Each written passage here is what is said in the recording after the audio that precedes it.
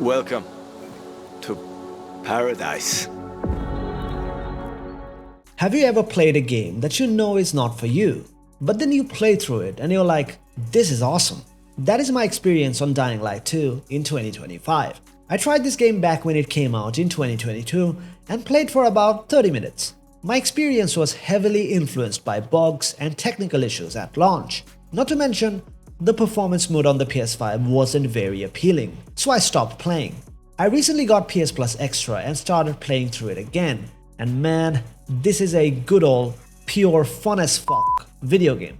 Remember when video games were fun? This is it, chief. And that obviously, and I'd go as far to say single-handedly relies upon the parkour mechanics. Ralph from SkillUp said in his Dying Light 2 review that running around in this game can be just as fun as swinging around in Insomniac Spider-Man games, and I couldn't agree more. The post-apocalyptic city of Villador is a parkour playground. It is so fluid, fun, and satisfying to run around and traverse around this perfectly sized open world. It is such a unique and special gameplay loop. And I say unique because I never played the original Dying Light. But after playing through Dying Light 2, I'm curious. Even though this is an open world title, I love how the game just holds your hands the whole way through. The entire map is designed with yellow markings and recognizable signs, and I love that. It goes to show how much love and effort Techland has put into every single inch of this open world. That is more evident in the main missions and set-piece moments. The parkour is so curated in those scenarios, and being able to pull them off perfectly feels amazing. There are so many different animations, and my 25 hours long playtime felt fresh because of that. According to Techland, there are 4,000 different animations in this game, and I can't say if they're lying. And when I said that Villador is a parkour playground, I really mean it. Everything that is present in front of your very eyes is climbable and reachable. I mean, you name it. You want to climb on top of a light post? You can do that. You want to jump from one building to another? You can do that. You want to climb on top of that windmill? You can do that as well. Take this for example. When the game first introduces the Garrison District, which is the district with all the high-rise buildings, the first thing I wanted to do is climb the VNC tower, and the game lets you do that as part of a main mission. The build up to this mission and then parkouring my way to the top of it using all available mechanics was such a memorable moment. I'll remember it for quite a while. As cool as the parkour is, for me, the best moments of this game is getting on these high points and just enjoying the view. It is such a visual and technical feast. The draw distance is straight up insane. You can literally glance over the whole map from these elevated points. Reaching these elevated points does not come easily because the game takes quite a while to unlock its arsenal of parkour goodies. A big portion of the game takes place in Old Villador that comprises comparatively smaller buildings with 18th and 19th century architecture. There is fun to be had here, but it is when you go to the central loop, which is a more urban and modern setting, it is a totally different game to me. In Old Villador, Aiden felt like a bird stuck in a big cage, but Central Loop felt like the bird was freed. The game introduces mechanics such as paragliding and grappling hooks, and again, it is so fun. Perfectly timing the paragliding buttons, jumping from those high-rise buildings, and then hovering over an air vents to gain more altitude is freaking awesome. Again, this reminded me of Marvel Spider-Man 2. I'm starting to doubt that Insomniac ripped off this paragliding mechanic and named it the web wings. Paragliding really opens up a whole new dimension to this game's exploration. Speaking of a whole new dimension, another key aspect of this game is the day and night cycle. Villador feels like a completely different setting when it's dark outside. Nighttime in this game is actually night. It is so dark and any visibility relies completely on your flashlight. I literally had to squint my eyes and increase the brightness of my monitor to see the way ahead. However, I'm not complaining because I think it is intentional. Techland wants to generate fear in the players with it, and that works wonders. It is so scary and tense to move around Villador during the night. And did I mention that enemies are more deadly and powerful when it's lights out? Not only are they tougher to take down, they chase you throughout the map if you are not cautious. It is super cool. The game does not stop impressing me with its traversal mechanics here. They take it a step further with the skill tree. You can make Aiden and his basic movements during traversal smoother, faster, and better. And these are not simple upgrades to the parkour. You can pull off some crazy cinematic parkour moments with it.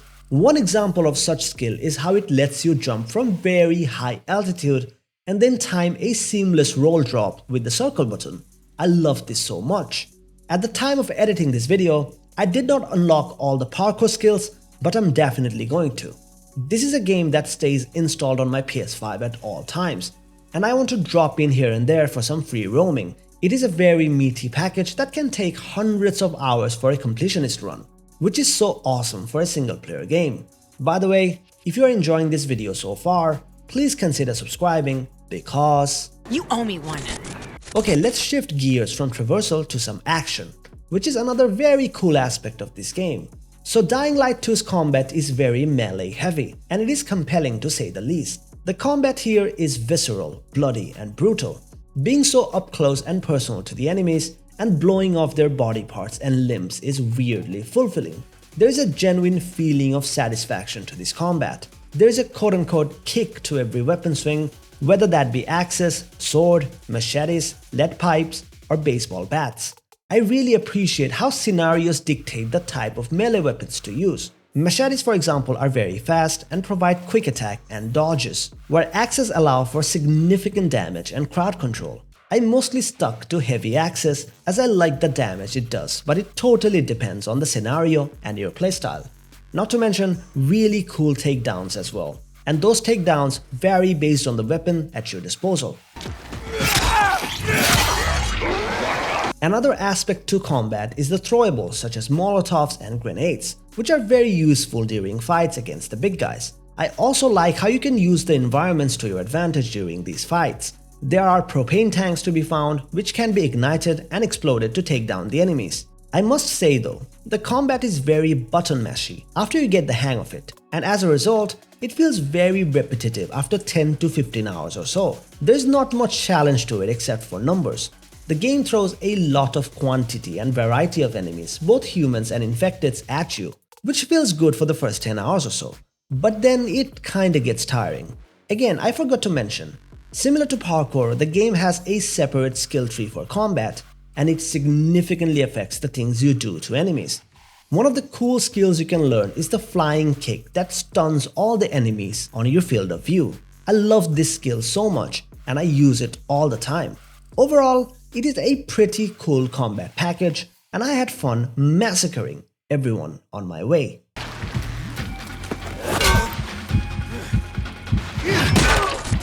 Okay, I've been pretty positive about this game so far. Now let's talk about the story and the characters because this is the weakest point of the game for me. The game follows the story of Aiden Caldwell. I'm Aiden. Nice to meet you, Aiden. And his hunt for his long-lost sister, Mia. This is the driving motivation of this game's story, which works for the first couple of hours or so, because after that, I honestly just stopped caring about the story. The game from the get-go establishes this hunt for Mia and showcases this emotional angle as we see flashbacks of the siblings' childhood in the facility. But they just drag on with this for the next 9 to 10 hours without adding anything to it. You go to these different factions and characters to help them in return for them to make this hunting process easier. For me, it reached a point where I just stopped caring and even skipped cutscenes for hours on end. The story has this tendency to lose focus on what it is trying to achieve. It can't decide what's important and what you should be caring about. This is what I felt moment to moment. I'm not personally criticizing the story here because I feel I was so engaged with this game's parkour mechanics. Any moment when I'm idle or I'm not moving, it felt boring, and it does not have the technical fidelity to elevate those boring moments. For instance, the cutscenes are very uninteresting most of the time. The lip sync is off, the facial animation is off, and some of the faces look muddy and waxy, but at the same time some look really good as well. Not to mention, it does this weird thing where your flashlight turns off every time you were in a cutscene, and I had to press down the D-pad to turn it on. When I forgot to do so, I don't see shit. However, I have to admit there are some really good characters here. Hakon and Lawan are two standout characters for me, and the voice acting of the characters are really good. Aiden Caldwell, our protagonist, is a shining example of that. What I did like about the story though is visiting these different factions and roaming around their settlements. It shows off how incredibly Techland has realized this post-apocalypse setting. There's so much character to it, and you immediately recognize them from first glance. I spent quite a while exploring these settlements during the main story, talking to the NPCs and completing their quests. Another big part of this game's story is the choices you make and how that completely and significantly affects your outcome of the main story. There are moments where I felt such indecisiveness because of all the head-scratching choices that were presented to me. It is super cool. To conclude, this game is very weak from a narrative standpoint in my opinion, but it was still cool to see it through. I won't spoil it here, but there are some really memorable set-piece moments to be found that appreciates and celebrates the good parts of this game. There we go, Dying Light 2.